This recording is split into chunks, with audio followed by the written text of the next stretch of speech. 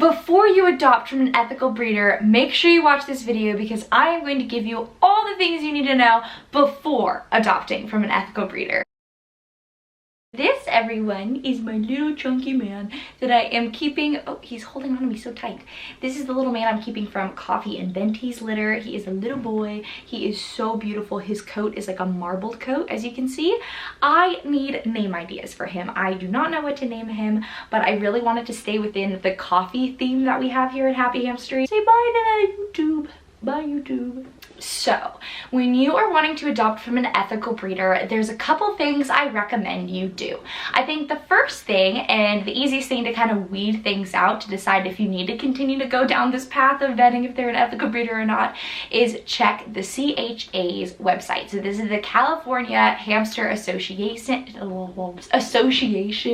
and they have a breeder's code. When the ethical breeders in North America follow this breeder's code, they are then added to this hamstery list of ethical breeders that the adopters can trust that they have been vetted with and are known to follow the breeder's code that is on that website. I do recommend reading through that breeder's code to make sure that, again, ethical is a descriptive word, and so other people's I guess definitions of ethical could be different, and so I do recommend reading through that because, of course, maybe your standard of ethical is different from their standard of ethical, but it's a really cool read through. You can see all the different things in regards to making sure they're not breeding at too young of an age, that they have a long enough gap in between breeding the litters, that they don't overbreed a hamster, as well as just different protocols to take with different scenarios, and to not post pups on Instagram before their eyes are opened, and so on and so forth, stuff like that. And so that's a super great and easy way to check if an ethical breeder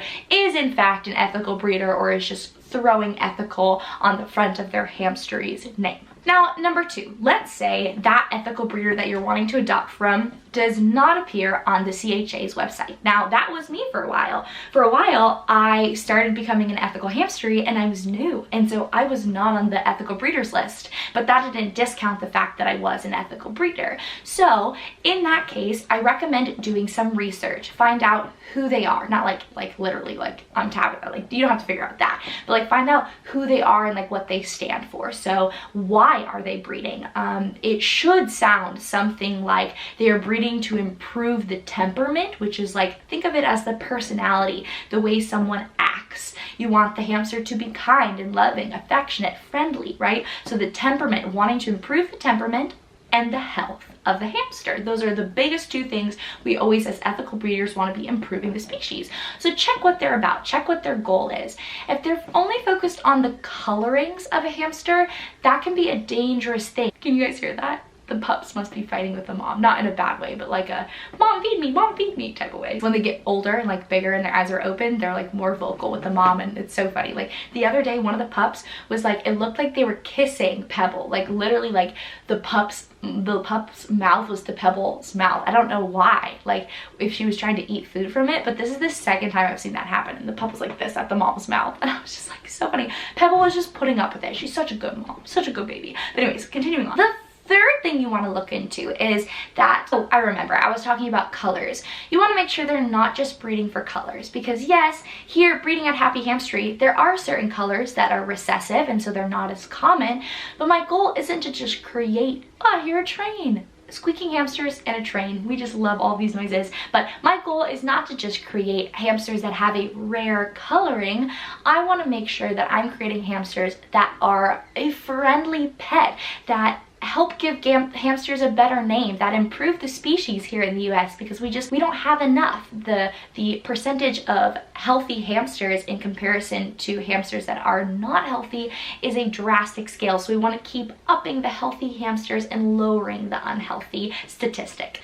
The next thing that you can look out for is their husbandry. So this is the standard in which they are caring for their hamsters when it comes to their enclosure sizes, their enclosure enrichments, how much bedding they're giving their hamster, like what do they prioritize. I know for me on social media, I do love to share my enclosures, but sometimes when you have a pregnant hamster, there's low bedding, you know. Sometimes when you have a hamster that you're having to monitor, there's low bedding. Like you have to also be aware that sometimes ethical breeders are put in a different different situation where they have to take away certain things that people would view as being improper care, when technically it's actually the best decision for the circumstance. So of course, do this with a grain of salt, but the majority of the enclosures, especially for the male hamsters, should be to a certain standard of husbandry, because the ethical breeders, they're setting an example for their adopters and those around them, because they are literally what people are looking toward as the experts, I guess, in their field. So you want to make sure that they are being and living up to that standard. But of course, remember, nobody's perfect. Everybody's improving their care. So also be gracious, because it can be really difficult to provide the utmost proper enriching care for so many hamsters. I know right now at Happy Hamstery, the adoption day was yesterday. So as of yesterday, before yesterday, we had 54 hamsters in our hamstery. 54! And like, they all have beautiful setups in my opinion. I'm so proud of them, and I've worked really hard, but it's hard to be able to have like how someone would have one hamster and give them the most elaborate setup in comparison to having 54. But I feel like I should give you guys a little quick show of that. Here is one of my enclosures. I'm so sorry, I'm gonna pass the ring light, just ignore that. Here's another enclosure. This is a new pup, so she doesn't get to have as much bedding yet because I am still monitoring her. She's the pup that I'm keeping. All the other pups went to their new homes yesterday, and so here's another pup that I'm monitoring. This is the one that I asked you guys for a name for, so I'm still searching for a name for her. This is Vanilla Bean. She doesn't get to have as many things in her cage because she's the mom that's healing, but she does have a lot more than she did before. And then, for example, these are some of my males' cages. They have a lot more stuff in them. Oh my word, his is just such a mess. And then we have, just ignore behind my chair over here where I've been sitting, but like here's an example of Frappuccino. This is one of the males' cages, so he gets a more elaborate cage. Nobody's in this cage. And then this is like the fastest hamster retriever you've ever seen in your life. And then all of these are hamsters that are in their pregnancy bins, or they are about to go to their adopter. So like they're about to go into their adopter. So they're in a smaller enclosure than I would normally ever keep a hamster, but it's just for a couple of days before they go to their hamster. They had to be separated from their siblings because they were actually fighting with them too much. So that's just an example of like kind of how the hamster is. There's still an element to having proper care, but like if you see this, you'd be like, oh my gosh, why is there not enough bedding in there? And it's like, well, these pups are withgoing the taming process right now. And so let's see if one of them's hiding under here. I can show you. Oh yes, there she is. There she is. Hello, sweet baby. Okay, bye. So, for example, that's just an example of that. Oh my gosh, now that I'm showing you guys this, look at this little pup just walking around. Where's your mama? Where's mom? Oh my gosh, I gotta zoom in. Just... Oh my word.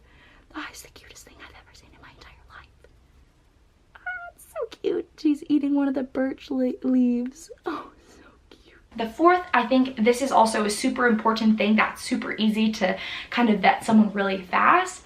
You can just simply send the hamstery a DM on Instagram or an email and just say, hi, do you include pedigrees or the lineage of the hamster's parents with your hamster that you adopt out? Because if they are not including who the parents are, who the great-grandparents are, and so on and so forth, the problem is they may not know who the parents are. And so there's been hamsters that sadly have fallen into the backyard breeder category, even though they had a good intention and wanted to give, you know, good husbandry to hamsters while they were breeding them.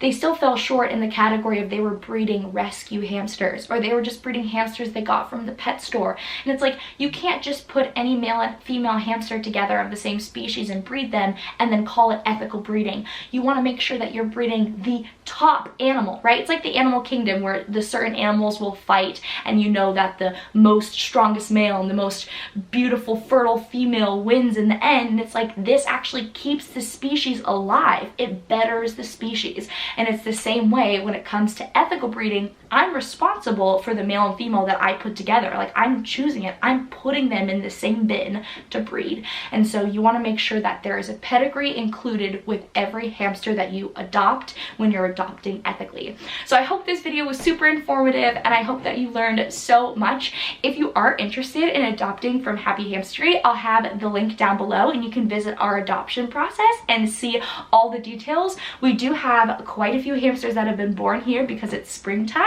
So if you live anywhere in the South Carolina area, or you want to drive to South Carolina, or you're on the way to Minnesota, we drive to Minnesota in July and Penn State in August. If you're anywhere along those routes, we'd also be happy to stop along the way to give you a hamster that you would adopt. So just view the link in the description to see all about our adoption waitlist and how that works. Okay, so I'm trying to reach 1,000 subscribers by July. So if you could help us out by giving this video a big subscribe down below, and you could thumbs it up too, that would be so helpful. We're trying to get to 1,000 subscribers because then we're able to become monetized, which means that all of this money that I would be able to make by making content, free educational content on this channel, would go toward funding the ethical hamstery, because running a hamstery, guys, is expensive, let me tell you. So all of that would be so helpful. And then when we reach 1,000 subscribers, I'm going to officially make a hamstery tour, and I'm so excited. My husband's gonna be building me some shelves in that back little cove I just showed you over there where all the pregnant hamsters were, so I can put hamsters on shelves and just have so much more space. So